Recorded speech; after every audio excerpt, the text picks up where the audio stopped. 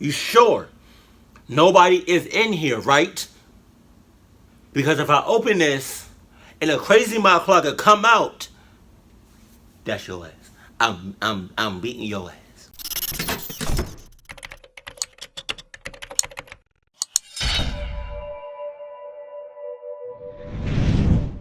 So if you follow me on, don't you know there were those random times where you just have to swallow, pause. That I randomly swallowed, pause again. But if you chances of you follow me on Snapchat, Twitter, or Instagram, you already know that I bought most of the seasons. Cause right now for popcorn. So like right now I got white cheddar. Right, I just wanted to do an experiment and it's bomb. Right. So I got nacho cheddar. I got bacon cheddar. Right. I got cheesy caramel corn, not corn. Right, I don't know how to feel about this. And then I got garlic parmesan. I don't know how to feel about that either. So what we're gonna do is, right, we're gonna play the eeny meeny miny mo game, and that's gonna be on my popcorns, right? Hopefully you got your snacks and or cuddle buddy, right? So eeny meeny miny mo. My Adidas told me though to pick this one right here, Mo. Nacho cheddar, okay. Okay. Alright, so we're going with the nacho cheddar on this one. Alright. You know. Can't really smell anything. I thought you could.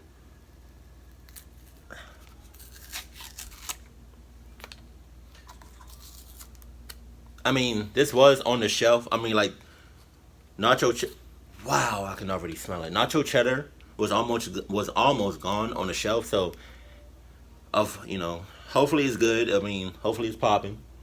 I gotta do my taste test. Wait, I got.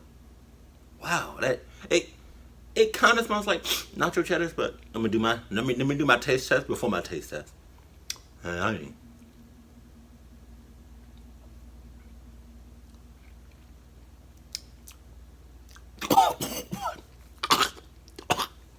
it's good, really good.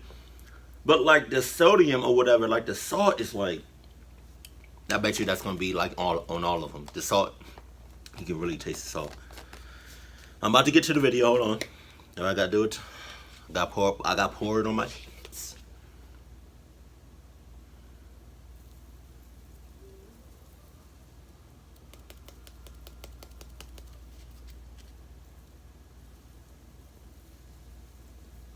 I wish I had something to like shake this up with. No, we're not spilling. We're not spilling no more popcorn. We're not doing this. All right, I'm gonna taste it.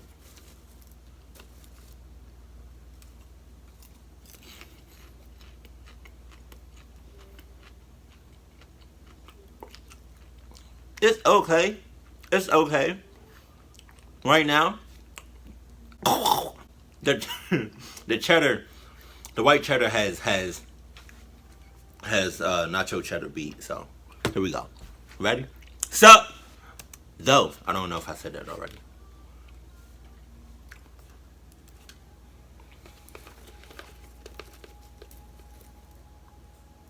That's kind of messed up. You have no sound. So you about to choose scary story. Oh.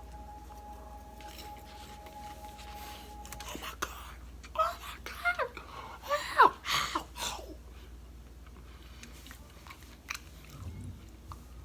So I guess the smell of the nacho cheddar or the seasonings went straight to my nose, and it made a weird ass feeling. Oh, okay. When I was about 7 years old, I was at a friend's birthday party.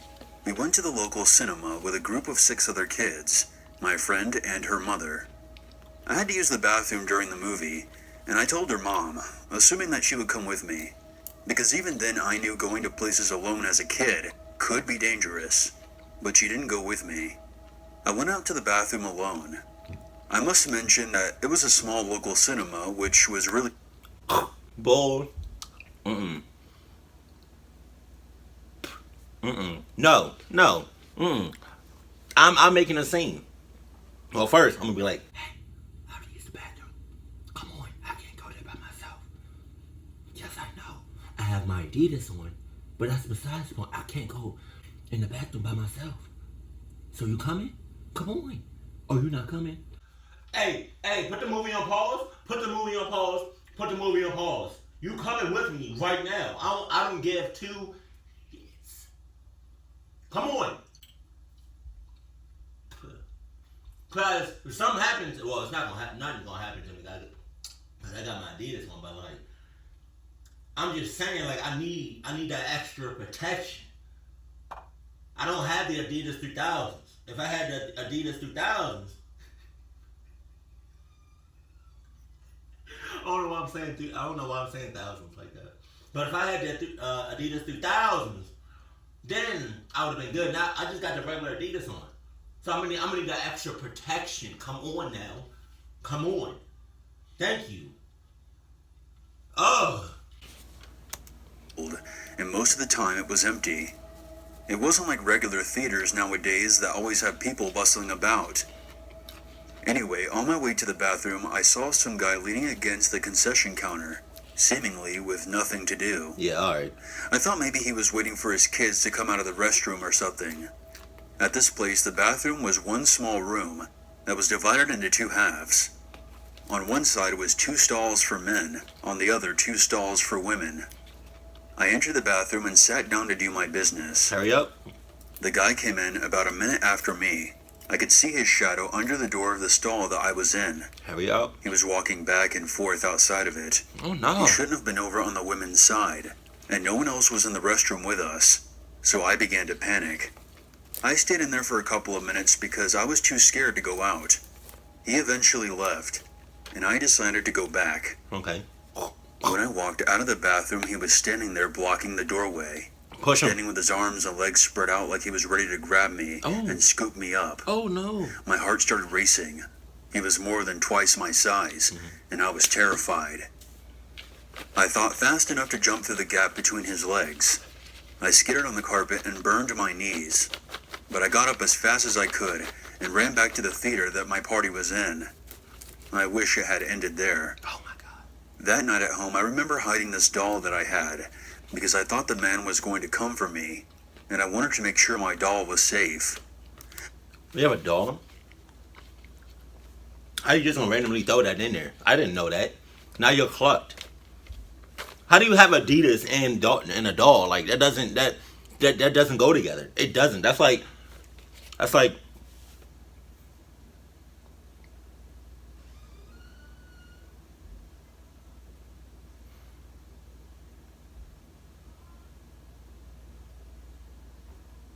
I gotta really think about this stuff when I don't know. That's like you having one Adidas on your left shoe and then a Nike on your right shoe. Like you're not going nowhere. Like you clucking yourself up. I mean you running, but you're gonna be tripping the whole way. It doesn't go together. My mom noticed me acting weird and asked me what was wrong. I blurted out that a man had tried to grab me when I was at the cinema. She kind of brushed it off, but I think that she was trying to act like nothing was wrong for my sake. What the hell? I could see in her eyes that she was worried. Later, I heard her and my dad talking, and she asked me what the guy looked like. Did he have a black mustache? Did he have messy hair? He did. But how did she know these things? That's our man. It turns out he was at our fucking house earlier that day, What the hell? replacing a window, and he must have overheard me and my mom talking about the party. I don't know what he was planning on doing if he grabbed me. Was he going to kidnap me, or something else? I'm just glad he didn't succeed. I brought all of this up to my mom last night. She looked surprised for a moment, like she didn't think that I would even remember the incident after all this time. But how could I forget? She seemed uneasy talking about it, but I eventually got it out of her that the guy was never caught. I'll admit, when she said this, I had a moment of this sinking feeling in my chest. They never saw or heard from him again. She told me that the police had assumed that he had skipped town after failing to kidnap me out of fear of being identified. I can't help but feel worried though. Worried that he may have caught another kid, that they may not have been as lucky as I was. I really hope this piece of shit was scared out of attempting this again, and no kids were harmed. That mother clucker. I once asked my great uncle what his absolute worst memory was from his youth. He didn't hesitate at all when he told me that it was the night he went to go see the movie Dirty Harry, starring Clint Eastwood. It was 1971. It was at a small theater in Wyoming. My great uncle and his best friend had bought tickets for $1.50 each to get in to see the movie. That's some good old days. Movie prices, $1.50, $1. Nowadays, you go to even at a drive-in, you go to a regular movie theater, bitches be like almost $20, if that. Like they may be that, depending on what movie theater you go to. Like for me, I'm a fancy motherfucker, right? Meaning, like if it's a movie that's like high expected, like Infinity War or Avatar with the Blue Peoples, or just like a, you know, if I feel like the movie's gonna be great, like Spider-Man: Homecoming, you know, like those movies that I just named, I've seen in one of those fancy movie theaters where they have like the wine, the liquor, and all that, and they bring the like the food to you. You don't have to go nowhere. Then those same movie theaters they'll have like those couch seats where you can like recline, you can lay back a little bit, you know, very comfortable, right? You mess around, you go to sleep in one of them Jones, right? And it's very spacious, very spacious. But yeah, after those, like I don't really go to regular movie theaters like that. It's like once you experience something, you don't want to go back, especially if it's like A+ first class type stuff. You know, like it's like ever since I've experienced those couch seats, that whole experience, I'm not gonna say never be at a movie theater, like a regular movie theater seat, but like sitting in one of those couch seats versus a regular movie theater seat is like two totally different seats. So it's like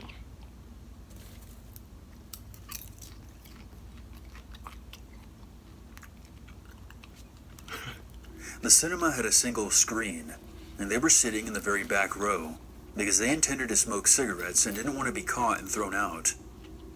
He recalled there being only about 4 or 5 other people in the theater. For those of you who are unfamiliar with the flick, Clint Eastwood played a loose cannon cop who was borderline insane and was on the hunt for a serial killer who called himself Scorpio. Wow. The plot was heavily inspired by the real-life Zodiac Killer, and it was mainly that reason the two of them had skipped school to check the movie out. My uncle was big into true crime and unsolved mysteries. He told me that as he was watching the movie, he was being distracted by what smelled like spoiled meat. Ew. Even the cigarettes didn't help hide the scent. Ew. Once the movie was over, his friend immediately wanted to leave and escape the putrid smell. But my uncle bent down and started looking underneath the seats out of curiosity. 2 rows ahead of him, he noticed what appeared to be a meat patty laying forgotten, and he made his way over to it, confused about how it had been overlooked by the staff. When he reached the correct aisle and bent down, he then shot up again, just as quickly, and started freaking out and cursing in shock. Somebody eating it. What he had originally believed to be a harmless piece of hamburger meat was in fact an actual severed hand. Oh my, oh. It was a left hand with soggy gray flesh. Ew. Sitting in a thick stain of blood. I'm not even gonna lie with you. If I was in like, if I was one of the people working at a movie theater and I seen that or smelled that, I'm not doing that. You better get Adam to do it, or Ashley, because I'm not picking it up. I'm not even going in that. I'm not even stepping foot in that movie theater. As soon as I smell that, I'm walking right back out, and I'm going to the movie theater 30 or something. Wow, that's a lot of movie theaters for 30. The movie theater's huge. But yeah, man, Let somebody else do that, because I'm not. I know they don't pay me. They don't pay me enough. Well, I'm not doing it. I'm not. If I do it, you better be paying me an arm and a leg and some money on the side with interest. And I expect at least $100 underneath my pillow. Just saying. And full of flies were buzzing around it.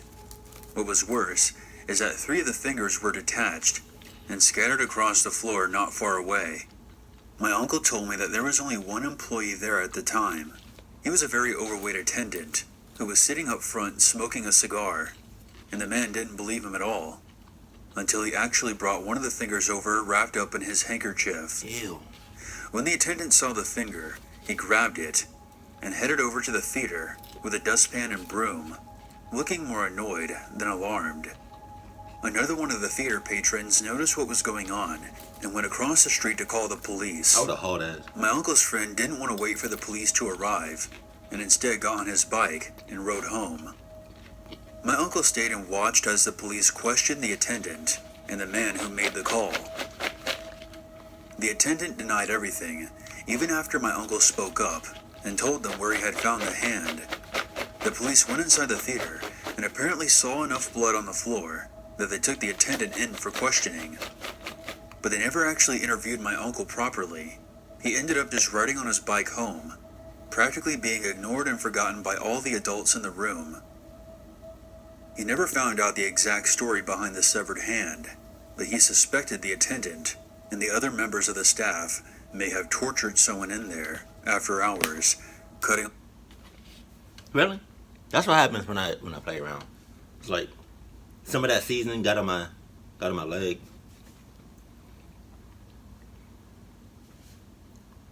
Gator, don't do it. Oh, I'm gonna do it. Don't do it. Oh, I'm gonna do it. Don't do it. Oh, kids, look away now. It's not gonna be a pretty sight.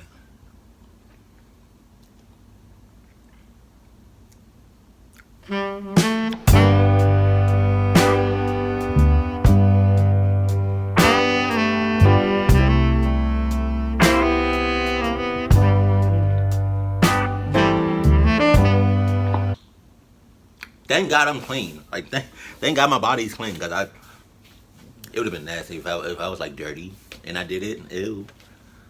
I just heard something about torture or something. What the hell are they doing in that movie theater? Their fingers first, before moving on to their entire hand. Wow. The theater was shut down several months later and eventually condemned. I asked my uncle why this was his worst memory and not his most exciting, and he simply replied, because whoever owned that hand was very likely murdered, and the killers will never be brought to justice. He says he can still remember the smell of the rotting flesh and the sound of buzzing flies circling around it. You tripping? So back in the early 90s, there used to be this tiny drive-in movie theater in eastern Missouri, along that narrow stretch of borderline with Kentucky. I would go there often with my 2 older brothers and younger sister during the weekends. We had this flatbed trailer that we would hitch up to our dad's truck, and we would set up our folding chairs and a cooler of beer and watch the movie from our mobile platform. Most of the time, we didn't really care what was playing. It was just fun to get out of the house and have an excuse to drink. I remember this night fairly well because my brother had chipped a tooth the day before and had an ice pack to his jaw. I don't recall the name of the movie we were watching. I think it was some cop movie or something. I had my Empire Strikes Back t-shirt on for some reason, and I remember being barefoot. This was one of the first screenings of the summer, and there were only 2 other cars in the lot. Barefoot? My brothers were arguing over something, Athlete foot. and my sister and I were sharing the cassette player and headphones, passing it back and forth between songs.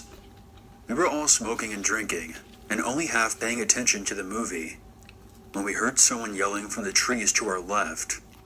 My brother raised his flashlight to scan the tree line, and after a few seconds, an Asian girl, maybe 18 to 20 years old, came limping out of the shadows. She was... Yeah, well, I'm lumping into my Adidas and I'm hauling.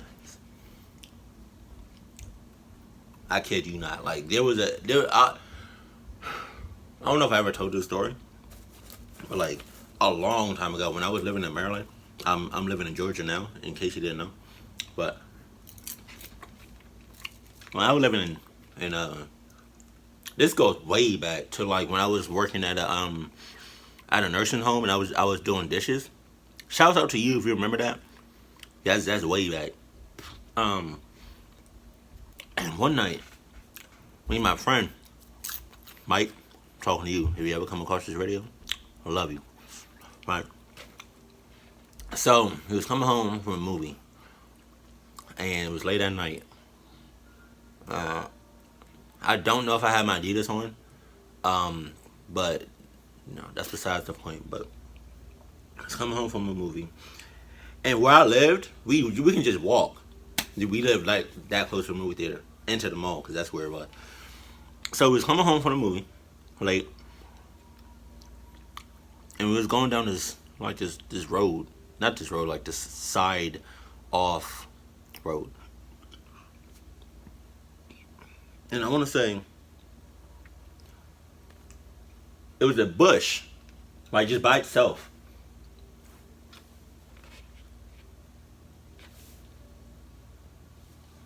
I want to say the bush was like from there, this thing, this wall, to like the light stick pole.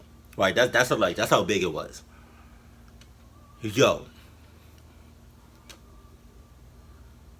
we walked until we got like when we walked past it. Well, when we got in front of it, we heard. This is all we heard. We heard this, like somebody or something was in the bush, bruh. We both looked at each other and we hauled ass. I didn't know what the hell till this day. I still don't know what was in there. It wasn't my business to find out. I wasn't about to go check it out. You best I wasn't gonna do that. You best believe that. I'm like, we didn't check nothing out. We just ran and never looked back. There you go. Completely naked, except for a plastic bag around her waist, and there was a long nylon cord around one of her ankles. All four of us immediately jumped off the flatbed and made our way over to her. She was crying and gasping for air, and she collapsed to her knees. By the light of my brother's flashlight, we saw that she was bleeding from a gouge behind her right earlobe and had several bruises along her arms, face, and knees. Damn. My older brother took off his windbreaker and put it around her. We all began talking at once. I was suggesting that we carry her to the truck, while my brothers were trying to talk to her, asking her where she had come from and what happened. My sister handed her a bottle of water and was trying to talk above everyone else, loudly proclaiming someone needed to go find a phone and call the cops. I noticed another one of the driving customers get out of his car to get a look at what was happening, and the owner of the lot was also making his way over to us from the entrance. The Asian girl continued to hyperventilate and sob, and kept glancing back behind her into the woods. As far as I remember, she hadn't said anything, until that moment when she called out, "Run!" She tried to leap to her feet, but staggered, and collapsed into my brother's arms. I glanced up and pointed towards the trees, snapping at all my siblings to shut up. I noticed three figures wearing burlap sacks over their heads, carefully stepping out of the tree line. Until that moment, none of us had made note of exactly how long the cord was that the girl was dragging behind her. One of the men in the burlap sacks took a few careful steps forward until he was about 10 yards away. He slowly placed his foot down on the end of the line. The frantic girl started screaming. My sister and I were cursing at the masked men, and one of my brothers picked up a rock and told him to back off away from the cord. None of the men moved. I remember scanning all of them for any signs of a weapon, but they didn't appear to have any, at least nothing large and obvious. They were still mostly in the shadows, and the only way that I could really see them was the glare of the movie screen and the wandering beam of my brother's flashlight. As I type this out, I understand how ludicrous this must sound, and thinking back on it now, I constantly remind myself that it wasn't a dream, and I was on the front lines of a terrifying standoff that nearly resulted in bloodshed. The owner of the drive-in finally reached us, and immediately raised a sawn-off shotgun directly at the face of the closest masked man, and told him to get the fuck off his property. Face off, man. From behind us, I heard the sounds of tires rolling across gravel and glanced back towards the entrance to see two pickup trucks pull up, their headlights pointing right at our group. And for a split second, I thought they were there to help us, until I noticed the deer skulls mounted on their hoods. The trucks just sat there, idling, as silent as the three masked men in front of us. The owner didn't turn around, and didn't even flinch. He called out again that if they didn't get the fuck off his property, no matter what the guys in the trucks did, he was going to shoot the three of them at least. The brother not holding the rock had frantically been working with his bare fingers at the knot of the cord around the girl's ankles, but to no avail. And the lingering silence that followed, it was right then, when the thought first crossed my mind, that we might all die right here. Not me. After another few moments, the masked man removed his foot from the cord and took several steps back. His friends followed suit. Without turning their backs on us, they disappeared into the shadows, like unblinking phantoms. And once they were gone, the two pickup trucks spun out loudly on the gravel and took off down the road. The police arrived shortly after with an ambulance for the girl. A few officers combed the woods, but they didn't find anything the masked men had left behind. It turned out that the girl did not speak much English, and she claimed that her name was Hildegard, but that always felt made up to me. Yeah, hell yes. A week or so later, a man's body was... You come across anybody that's named Hildegard?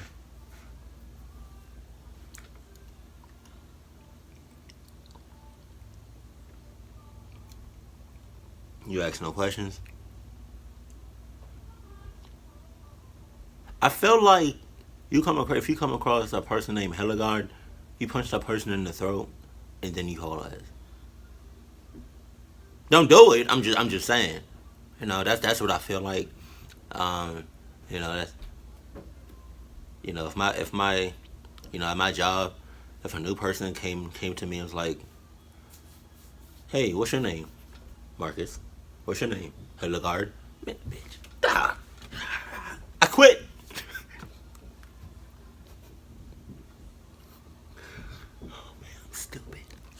In those very same woods by hunters. He had been beaten to death. It may have just been a coincidence, but I think it was one of the burlap sack men whose friends had turned on him. After that night, we never saw or heard from the Asian girl again, though we inquired at the police station and hospital about her several times. I know that a few different TV news vans showed up at the drive-in, but the owner refused to give an interview and chased them off his property. Regardless of the event being reported and televised, the word got around, and the drive-in officially closed in 1992. The four of us were there at the last screening, before it was closed for good. The entire last week, the drive-in was playing Batman Returns, and we saw it 3 times. My eyes were rarely on the screen, though. More often than not, I was glancing over to the spot where the girl had emerged from the woods. No! I was always nervous that a masked figure might be standing there, staring back at me. So, if you always nervous, why you there? If you always nervous, why you there? That's like you committing a crime that was like so crazy and like so like what's that word? Gory or whatever, you know. And you're nervous that you want to be as far away from the police or FBI or government or whatever, CIA, as humanly possible. But then you want to make friends with a policeman, even though you don't want to. Like, you're contradicting yourself. How you nervous and always gonna be nervous, but you want to still be at the drive-in? Cause you think somebody gonna pop out of them bushes? Huh. What's she doing? You playing? During the spring of 2004, I was 19. Okay. Even though I looked about 14. I was 5'0" and weighed about 100 pounds. That's if I was carrying laundry. My parents and aunt were vacationing in Mexico. I had decided to opt out and house sit for my aunt.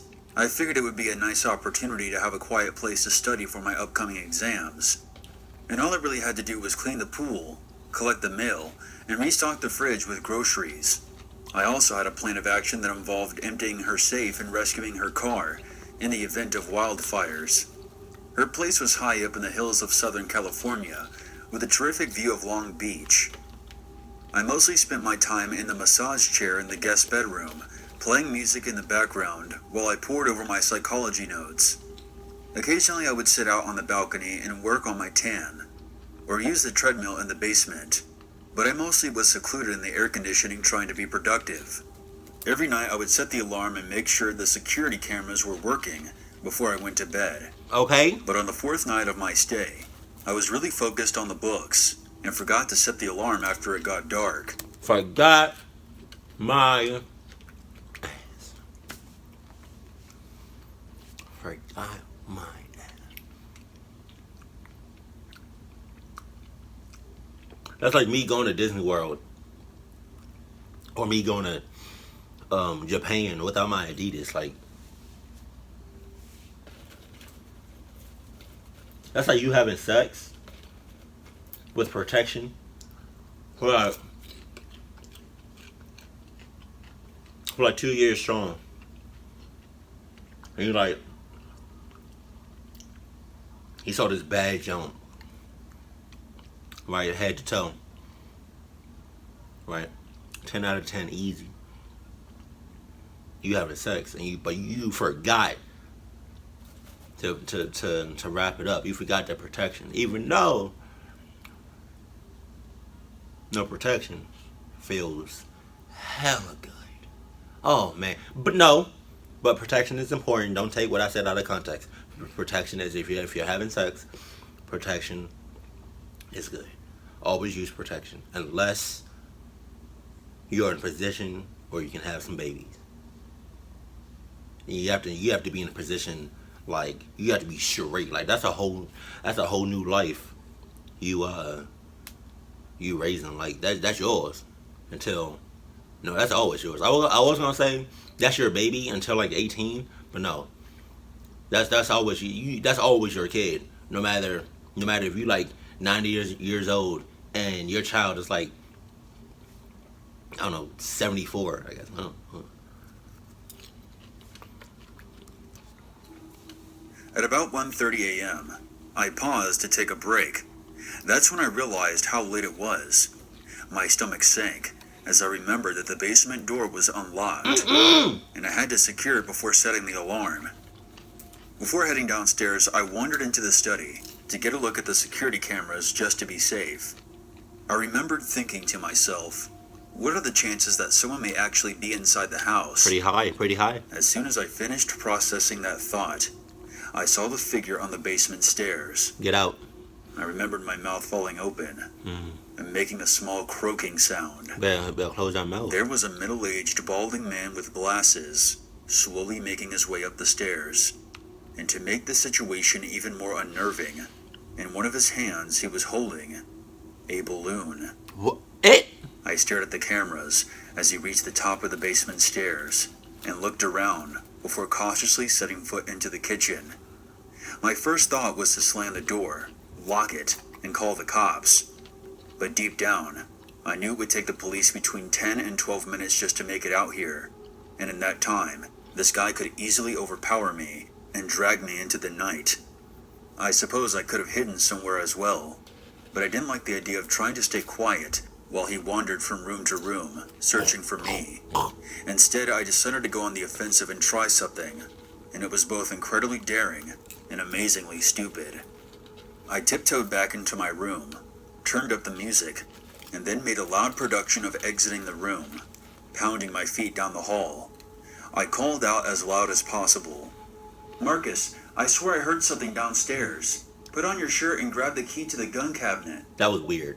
I was positive my voice was quivering as I said it, but I figured the music playing in the background would hide that fact well enough. I paused for a few seconds, waiting to see if he would call my bluff. but when all I heard was the silence from down below, I power walked back into the study, locked the door, and checked the cameras. Sure enough, he was scampering out of the basement door like a frightened squirrel. I watched him run across the backyard, around the pool, and disappear between the hedges. As soon as he was clear of the house, he let go of the balloon, and I watched it from my window as it lazily floated away towards the Pacific. Pennywise. I ran downstairs, locked the basement door, Pennywise. set the alarm, and called the cops. Pennywise, close. I also called my parents and aunt and told them what happened, asking them how I could rewind the footage to show the police. My aunt asked me why I didn't just hit the panic alarm on the security pad, and I had to admit that I hadn't even thought of that. Wow. To make a long story short, the police caught the guy a week later. He was sleeping in his car in a grocery store parking lot. Everyone always asked me what I thought the balloon was all about, and if I had to guess, I think it was a gift. This guy must have seen me a few times outside the house, surmised that I was alone, and assumed I was much younger than I really was. Wow. I have no idea if the guy is still in prison, but regardless of where he is, I kind of hope he hears this and feels stupid. He got scared away by nothing but the empty threat of a panicked girl, with the strength of a malnourished gerbil. Yo, if he's hearing this, if he's hearing what you're saying, he's probably, I mean, God, I hope he changes his ways, but he's probably, after hearing this, trying to change out, trying to figure out what he needs to do better as far as getting to the house and staying in the house. Excuse me. I farted, but you didn't really hear. I don't think you heard it because it was like an air fart. And those those silent farts are the deadliest ones. And I'm trying to tell you, it's not always the loud ones that be killing folks and killing your nostrils. It's some silent ones. Those be the most deadly, right? But yeah, man, if that guy, if he didn't change his ways, if he hear this, he's probably hearing this and trying to figure out what he can do better, what he can change up next time. God, I hope he changes ways. I'm crushing this popcorn. So this happened last year when I was house sitting for my neighbor. He was in the hospital for a few days recovering from surgery, and I had been asked to stay in the house and keep an eye on his cats. The house was pretty small, but it was on a nice wide open property by the woods. And there was a tiny swinging cat flap on the kitchen door, where the cats could come and go as they pleased. The flap led into a screened-in back porch, and the house only had one bedroom. So I chose to sleep on the couch in the living room. After cleaning up, feeding the cats, and watching some TV, I shut off all the lights and laid back on the couch. I had my phone out and was casually scrolling through Facebook when I heard the flap swinging back and forth. From where I was in the living room, I couldn't see the door because the counter was in the way. But I glanced over to see one of the cats scamper over and leap up on my legs. I gave it a welcoming pat on the head and continued scrolling. Red flag. It might be a red flag. I don't know. Because if you have a pet, or if you watch somebody's pet, and they not really like on you. They're not really worried about you. Like they're about they're just minding their own business, playing with their toy, going to sleep, whatever, looking themselves, whatever. If they're just doing them, and they come in the house jumping on you, oh, that's a red flag. I bet. I don't know about this, so it's like 50-50 so far. After another minute, I heard the cat door make a noise again. See? A soft squeak. This time, I didn't even glance over, figuring it was the second cat following the first into the house. How many cats? Goddamn. Another few moments passed. Then I heard the squeaking again. And then after another moment, it squeaked a third time. What the hell? I looked up from my phone, wondering why the second cat was jumping in and out like that. I was wondering if I would have to scoop it up and put it in the bedroom. The door continued to squeak for another couple of minutes, as the second cat continued to jump in and out. I finally decided that I had enough. I put my phone down and sat up on the couch. I began to stretch. As I did, I happened to glance behind the couch, and my blood froze. What you The mean? second cat was curled up in its bed in the corner, and the first cat was still nestled between my legs. Oh my God. My confusion turned to fear instantly. Was there another animal on the back porch? Another cat, maybe? Is it a I dog? slowly stood up and carefully made my way over to the back door, tiptoeing across the carpet in my socks. The door made a squeaking noise again. I peered around the counter and felt the sensation of my heart leaping up into my throat. And at the same moment, my stomach dropped. By the faint rays of the nightlight in the hallway, I saw an arm reaching through the cat door, Oh my gosh. straining to get at the knob. The fingertips were brushing at the lock. For a few short seconds, all I could do was stare in terror. You tripping. I would have crushed their fingertips, their hands.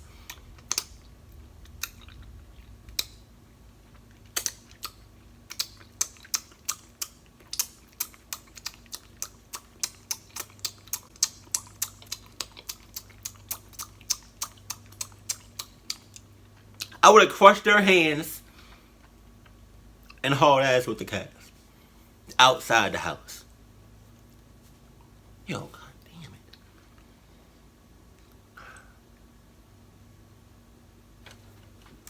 Frozen by the surreal silent reality of what I was experiencing, it almost didn't feel real. The severity of the situation hit me, and I realized that if the intruder got in, I wasn't going to stand a chance. I grabbed a large two-pronged fork that was used for flipping steaks on a grill, and in one swift motion, I stabbed at the arm right below the wrist, Okay. as hard as I could. Okay. There came a thunderous scream of pain from the other side of the door, and the arm was immediately retracted through the flap. But the fork had impaled the intruder, so it caught itself on the door. That produced a second loud scream, and the arm was wrenched violently outside. I heard the clatter of the fork on the ground, and then I heard footsteps sprint across the back porch and out the screen door. I immediately turned on the outside lights and caught the glimpse of a figure running towards the woods. Instead of calling the cops, I scooped up both cats, stuffed them into the same carrier, grabbed my phone, my shoes, and sprinted out to my car, which was thankfully parked inside the garage. I drove up the road a couple of miles to my place, and once I was safely inside, I called the cops.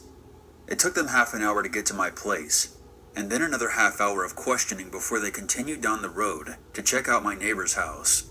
They told me that there was no sign that the screen door had been broken into, and aside from the bloodstains, there was no sign of the intruder.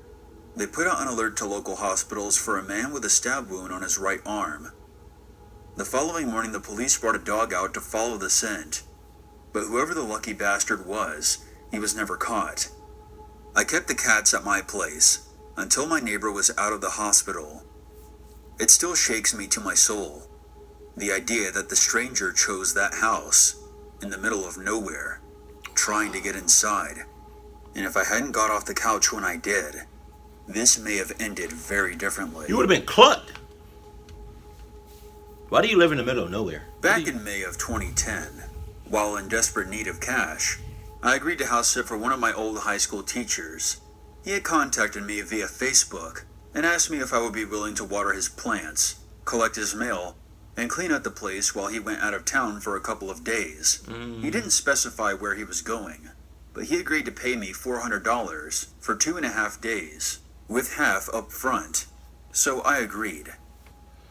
I never really liked him in high school. He was teaching classic literature, and he always seemed to enjoy pointing out any illustrations that in any way featured nudity. His eyes always seemed hungry, and he tended to wheeze like he was out of breath, Ew, even though he was kind of a small guy. That's nice. My friends and I used to refer to him as Mr. Lip Tit. When I arrived at his place, the key was beneath the mat, and $200 were in an envelope on the kitchen table. I turned on my music, watered the plants, cleaned and vacuumed the ground floor, and made myself dinner. I found his house to be extremely boring. It was filled with old books, stacks of newspapers, and ancient-looking furniture that didn't really look comfortable to sit in. I settled into my sleeping bag on the guest bed, but I had a hard time staying asleep.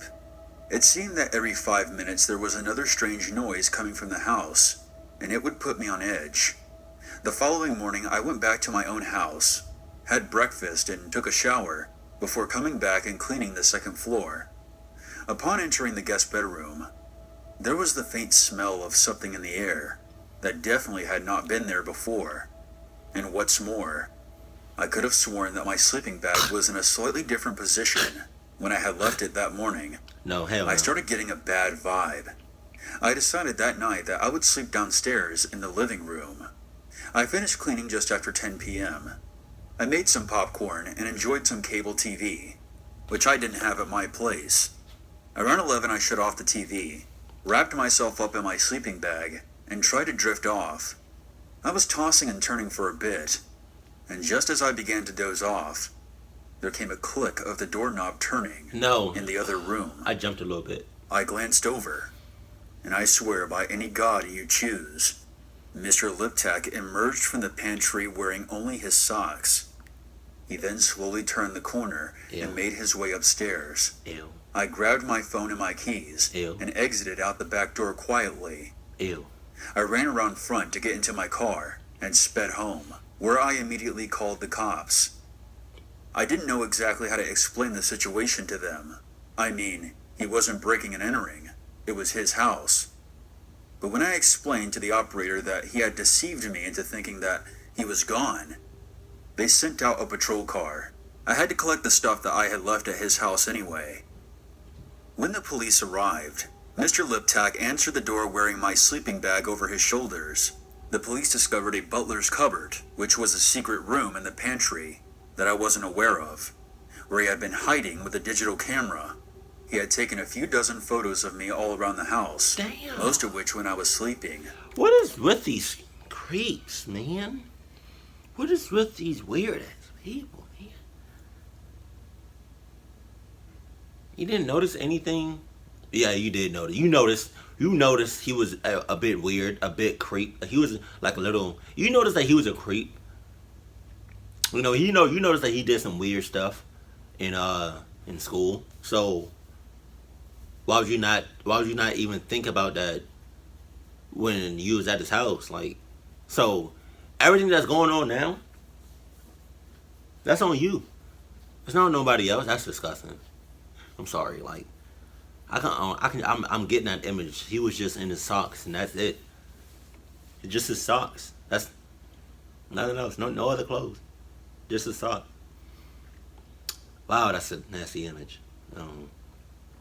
But yeah, that's on you, because the signs were there. You knew about the signs, but you didn't take those into full effect. You know about the red flags. So, I mean,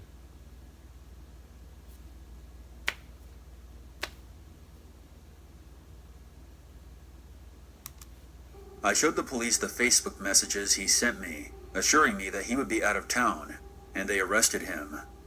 I collected all my remaining stuff, but left the sleeping bag. I didn't waste any time getting a restraining order against him. Mr. Liptak made bail, but actually died of a heart attack a few weeks later, after being rear-ended in his car at a stoplight. I never got the rest of my money. Oh, really? You just gonna end it like that? You never... My one and only experience with a safe room happened in 2010. It was in a very nice house right on the beach on the west coast of Australia by the Timor Sea. The safe room. It was my first year in college, and my entire political science class had been invited to a party to celebrate the resignation of the Prime Minister. I didn't know the host personally, but my teacher did, and despite the place being as big as a hotel, every room in the house was packed with guests, drinking, mingling, and making boring conversation. I barely knew anyone except for my classmates, so most of us drank some champagne out by the pool. And after a few of us had overindulged, we started daring each other to strip off some layers and jump into the water. After about 6 people were in the pool in their underwear splashing around and making noise, I figured any negative attention would be directed more at the people in the pool than around it. My bestie and I helped each other out of our dresses, and we sat at the side of the pool with our legs in the water. There was one younger guy around our age who I didn't recognize, who was nice enough to keep refilling our drinks while we sat and kicked our legs in the water. He said his name was Hugo. And my friend Tanya and I continued to make jokes about how he better not be spiking our drinks. He wasn't a servant or anything. You at a party? or or like at a club, bar, whatever, you always watch your drink. Always. You can't trust my cluckers out here. Not like that. You not none. You gotta watch your drink. If you want another drink or you want to refill your drink, you do it yourself. Don't let nobody else do it. Especially if you don't know that person. You don't know what might be putting in that bed. You don't know what they might be putting in that bin. And always hold your drink like this. And if you really want to get fancy with it, you really want to do some protection, have a napkin or something.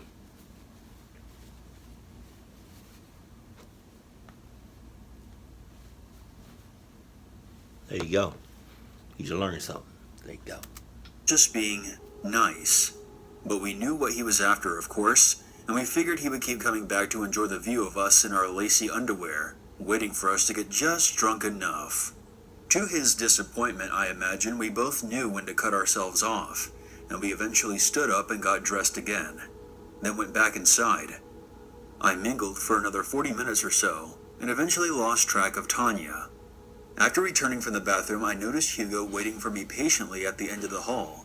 When I walked over to say hello, he produced a rose from behind his back. It was so sweet and cheesy that it actually melted my heart a bit, and we spent the next few minutes making out next to a grandfather clock in the hall. He paused for a moment and said that there was a more private place we could go. No, we can And I followed him into a back office that was unoccupied. Clocking up. At first, I was fine with it. I figured that he would just close the door and we would get frisky on the desk. The sounds of the party weren't far away, and there were plenty of windows. But instead he led me to a sliding door half hidden by a curtain. Hell no. Which opened into an even smaller office without windows. Hell no. It had one desk, a chair, and a couch. I walked in for a peek, and it suddenly occurred to me what I was standing in. I asked, "Is this a panic room?" Oh. He nodded, and without hesitating, smacked a button on the wall, and a metal door slid shut with a thud. It was like an elevator door, but much heavier. He whispered, "No one can hear us in here," and began kissing my neck. I don't know if he meant that to be reassuring or not, but it came across as creepy. And I immediately broke away and said, "No way, I'm not doing this in here. Open the door." His expression was confused and hurt for a split second, and then he got irritated. He whispered, "Come on, don't be like that." I pivoted away from him, but he moved to intercept me and was blocking my way out. Hit him in the balls. "Please, I get claustrophobic. Open the door." Hit him in the balls. He kissed me and whispered, "Don't worry about it. The balls. Let's use the couch." The balls. He put his hands on my waist and tried to guide me to the couch, but I resisted. "Not until you open the door." That's when he put his hand on my stomach and physically pushed me back towards the couch. Hit, bruh. I distinctly remember thinking, okay, I tried to be nice. I had been harassed and stalked by a neighbor several years before, so I made it a habit to always have something on me to defend myself. I lowered my hands and popped a tiny false pearl off my ring, exposing the tiny pin underneath. Ooh. I sat up on the couch and insisted one more time, in a stern voice, "I'm not kidding. Open the door." He lowered himself down to his knees and placed both hands on the inside of my thighs. When he leaned in, I cut the side of his face with my left hand and punched him as hard as I could with the right, burying the pin into his face. I didn't hit his eye, but I came pretty close. He immediately leapt back and started cursing and yowling like a cat does when you step on its tail. I jumped up and maneuvered around him. I hit the button and got the hell out of there. The balls. I shoved myself not very gently through the crowd until I found my teacher and a handful of other students in front of the hall. A few of them were leaving in their own cars. I immediately asked if I could catch a ride. I didn't tell anybody about what happened until later that night, when Tanya returned to the dorm. In retrospect, that was kind of a risky thing to do, because he could have potentially trapped another girl in there with him. But I figured that I had given him enough of a sting that he probably would be in no condition to get it up for the rest of the night. I never saw him again. I'm not entirely sure if his plan was to rape me, but if not, it was an awkward and creepy attempt at being romantic that severely backfired. Maybe if I was drunk it would have worked. People may accuse me of being a tease and leading him on, but the fact is I just didn't feel comfortable in that room, and he was bigger than me, and didn't open the door after I persistently asked him to. I work for a private security company, and my primary job is a safe room technician. Basically, I am sent to test, do routine maintenance on, and repair or upgrade anything that needs service regarding a safe room or a bank vault. I've only had to physically break into a safe room twice in my life. Normally, removing people from the safety of one is a police matter, and usually just involves drilling a hole through a wall. Usually, people trying to evade the police in this manner eventually come out when they get hungry enough. Or in the case of an emergency, the police will toss in a smoke grenade through the hole they drilled. Once I was called in after the police negotiation failed, and a man shot himself in the room. I had to use a plasma cutter to cut away the outer door and disarm the locks. The man had fallen against the door, so when it slid open, he practically fell out on my feet. Dried blood was still caked over his face and clothes. But the second incident was far worse. A few years later, I was called in by local police to break open a safe room door in a basement. The house was on the market, and the real estate company had asked me to help get it open, so that they could present it to potential buyers. I told them that if it was locked, someone was likely inside, but they assured me that couldn't be the case, because no one had set foot on that property in months. I arrived at the house to inspect the room, taking into consideration that a power surge might have tripped something and sealed the door shut. The agency didn't want me to damage the door, if at all possible, but after running a few tests on the control panel, I told them that it was sealed from the inside, and short of blowing it open and risking structural damage to the house, the only way in was me cutting through the door. They weren't happy about that. So you sure nobody's in here? You sure nobody is in here, right? Because if I open this and a crazy motherfucker come out, that's your ass. I'm beating your ass. So you sure? Like I said, it can only be locked from the inside. Are you telling me there's nobody in there? Okay. I want you to listen to me closely. Listen to my lips. If I open this door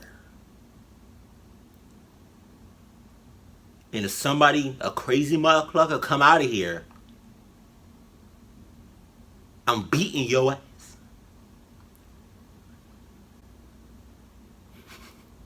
I remember those Chinese movies where like they would say it, or like those old-fashioned movies where like they would say the words, and then a couple of seconds they would be like, "Hey, come here!"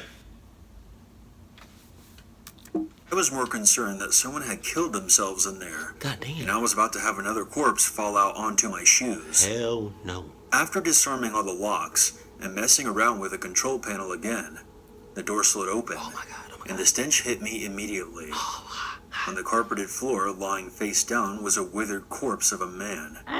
Both of his hands had been resting upon the inside of the door. The agency had gone through the local police to contact me, but they were not on scene. I called them right away, and they informed me not to let anyone enter the room. An investigation team showed up and questioned me. It turns out that the man's legs had been broken in 3 places each. Oh my God. Most likely with a heavy instrument, such as a sledgehammer. He had been left to die in the room, being unable to sit up and reach the button to open the door. I went back and disassembled the control panel, and discovered the wiring behind it had been tampered with, potentially allowing someone to seal the door from the outside, if they knew what they were doing. That night I told my family about it. My brother-in-law's first words were, "Like the guy at the end of Saw?" And at those words, a sick, chilling feeling swept over me. Some poor man had been brutally attacked, and was left to slowly starve in a sealed room, where there was no escape, and no one was anywhere near close enough to hear his calls for help. Not that anyone could have opened the door anyway. If the police ever arrested anyone for the murder, I was never informed. The real estate company kept the story quiet, so as not to dissuade anyone from viewing the house. Not that it mattered, as the place remained an open crime scene for quite some time afterwards. I told the cops that the killer may have been somebody with a history in my field, but they didn't seem convinced. I often wonder about that man, and how long it took him to die, all alone and in pain, knowing that he was never going to escape. I still wonder what the reason was, and who the last person he ever saw or thought about.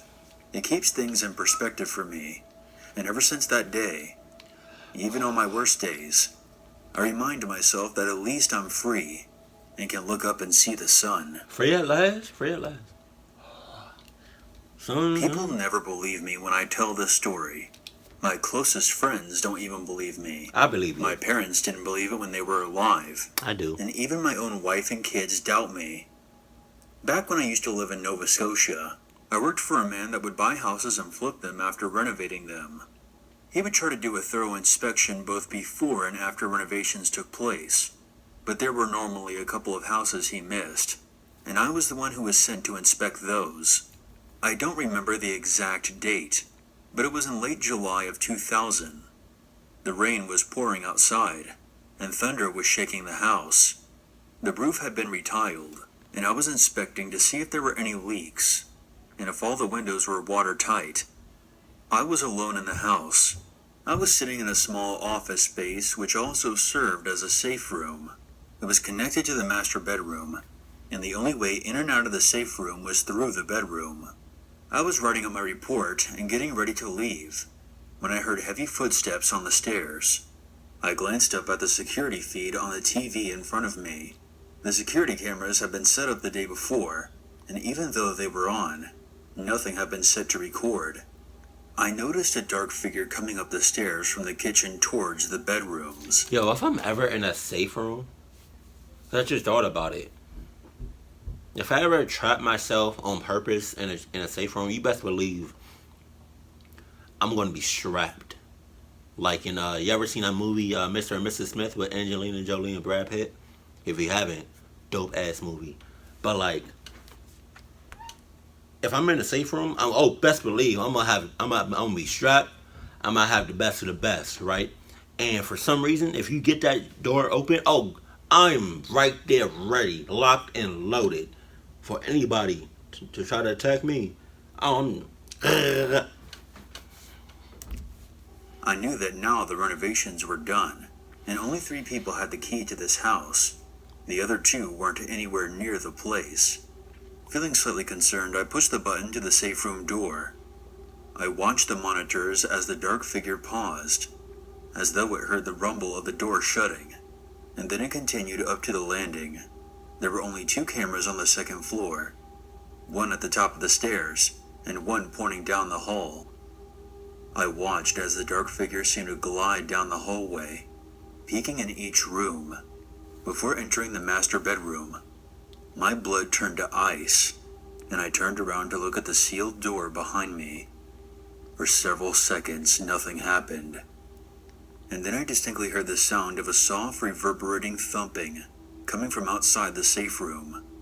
I turned back around and fixed my eyes on the monitor, but there was no camera angle to help me see what was happening. For several minutes, I sat there terrified, my eyes frozen to the screen, waiting for the figure to re-emerge from the master bedroom. But it didn't. I broke out into a sweat and tried calling the police on my cell phone, but either because of the thick walls of the room or the storm outside, or possibly both, I couldn't get any reception. After another few minutes of staring at the screen, I stood up and cautiously made my way towards the door. I pressed my ear up to it and heard muttering from inside the bedroom. I didn't hear much, but one thing I distinctly heard was part of a sentence which sounded like, "Bury you up to your neck." And suddenly, another thump came on the door. I was terrified. Not only was this figure not leaving, but it seemed to know I was in there and wanted to hurt me. It was the longest night of my life. I stayed fixed in the chair, staring at the monitor practically non-stop, barely blinking for 6 hours, occasionally checking my phone for reception, but no one ever left the master bedroom. I would occasionally check the other cameras in the house, just in case I missed something, but I never saw any other movement. I finally broke down and dozed off for about 15 minutes before snapping awake again. Dawn had arrived, and light was beginning to fill the house. I didn't see the figure or any sign that it had left. Summoning up all my courage, I stood up. I took in a deep breath and opened the door, half convinced that I would be looking right into the eyes of a madman. I nearly had a heart attack when daylight hit my eyes, but there was no one in the room. Whoever had been there had vanished. I quickly gathered my things and shut the door behind me, and immediately my phone started buzzing, showing me that I had several missed calls. As I was about to leave the room, I glanced back and noticed a small red smear on the outside of the safe room door. It was barely an inch long, but noticeable enough for me to be certain that it hadn't been there the night before. I ran down to my car and floored it out of there. I never went back, but I later sent 2 of my friends back to the house to see if there had been any signs of forced entry, which there wasn't. My family is convinced that I had some kind of fever dream, but I know what happened, and the experience still traumatizes me to this day. I still get nervous about being all alone in large houses. Someone suggested that the figure may have been paranormal, like a spirit haunting the house, and I admit that that is a possibility, but I can't get over the red smear on the door. In my mind's eye, I can't stop visualizing a madman with a bloody face pressed to the door, leaving a noseprint on its smooth surface, whispering menacingly, "Bury you up to your neck." Some backstory. This happened when my grandparents were in their early to mid-20s. My grandma worked at daycares and schools for a while, but she quit when she had kids of her own. She would have kind of an unofficial daycare babysitting job at their house, taking care of some of the neighbors' kids whose parents worked during the day. Some new neighbors had just moved in down the street, a husband and wife, and they had 2 kids of their own. This was the 1960s suburbia, very different times. They invited my grandparents over for dinner one night. The wife was showing my grandma around the house a bit, and as it turned out, they ran a daycare center from their house. She showed my grandma the room they used. Grandma had some trouble connecting with this woman, so of course she mentioned that she also ran a daycare at home. This woman immediately got angry with her, asking if it was official and licensed and whatnot. Well, it wasn't, and she explained to the woman that it really wasn't a daycare, just her babysitting for some neighbor kids at her house, and they were just calling it one. This seemed to calm the woman down, and they were able to have a normal dinner. Although the husband and wife kept recommending to my grandparents that they send over the neighbor kids, as well as my mom and uncle over to their house, as they were a accredited daycare center, instead of my grandma taking care of them. Well, dinner went fine, and my grandparents left, a little creeped out, but whatever. A few years later, my grandma was reading the paper and saw that the husband had been arrested for molesting children, his own, as well as the ones that were supposedly safe in their accredited daycare home. To this day, my grandma thinks that the reason that the woman was so defensive is because she knew something was going on with her husband. Grandmas always know. Grandmas always... Wait, he's about to say it. He's about to say something real creepy, right? You're not gonna get me. You're not gonna get me this time. Come on, say it. There's always a reason. Why did I get... to be afraid. I got scared again. Damn it.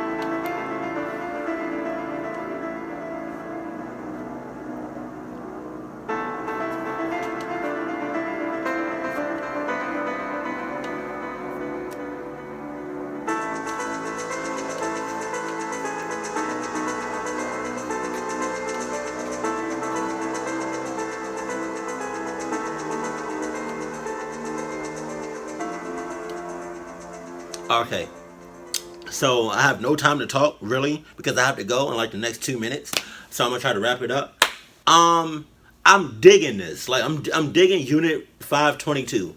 Like I don't know what took me so long to react to him, but his videos are definitely fire. And if you think so too, let me know that in the comment section below. Right. Second, would you have a safe house? Or if you don't already have a safe house, would you get a safe house?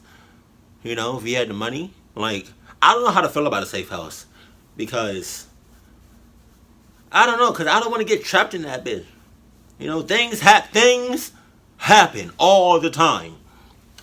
And I'm not saying if I get a trap house, that if I ever go in there, I'm going to get trapped inside and I'm never going to come out. But, like, things do happen. So, like, I don't know how to feel about a safe. I'm kind of 50-50 on a safe house. Like, I would get it. But then I wouldn't, like, I would have to have another way out, not just the way I came in. And I guess third, you missed me with the movie theater shit, with the finding the meat in the underneath the seat. Like, you couldn't pay me enough. You couldn't pay me enough to do anything with that. But yeah, man, I'm digging Unit 522. Like, be prepared for a lot more videos to come in the future because, oh my god, yes. And third, I'm gonna mix all these seasonings together, plus the one upstairs, which is the white cheddar. I'm gonna mix them all together and I'm gonna use it as like one seasoning. Hopefully it's good because I do not want to throw away my popcorn. But like, yeah, man. Sorry, I don't really have much to say else because I have much. Sorry, I have to go. Sorry, I'm sorry. But yeah, this popcorn was definitely good. Yeah, it's very good. So try it, yeah. At your own cost. These don't really cost that much. It's kind of, you know, it costs like $1, like $2. But yeah, man. Keep it cool, keep it classy, and I love you. Stay happy, my family.